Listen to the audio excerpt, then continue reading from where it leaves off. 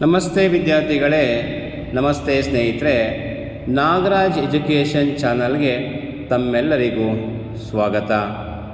ಇವತ್ತಿನ ಈ ವಿಡಿಯೋದಲ್ಲಿ ಇಂಗ್ಲೀಷ್ ವಿಷಯದ ತ್ರೈಮಾಸಿಕ ಕಿರುಪರೀಕ್ಷೆಯ ಪ್ರಶ್ನೆ ಪತ್ರಿಕೆಯೊಂದನ್ನು, ಅಂದರೆ ಆಗಸ್ಟ್ 2024ರಲ್ಲಿ ನಡೆದಂತಹ ಪ್ರಶ್ನೆ ಪತ್ರಿಕೆಯೊಂದನ್ನು ಈ ವಿಡಿಯೋ ಮುಖಾಂತರ ತಮಗೆ ತಲುಪಿಸುವ ಒಂದು ಪ್ರಯತ್ನವನ್ನು ಮಾಡ್ತಾ ಇದ್ದೇನೆ.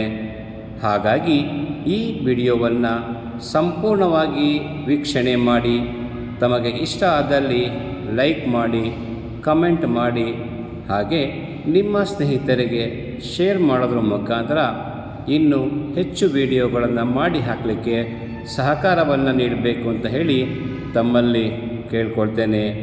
ನಮಸ್ಕಾರ.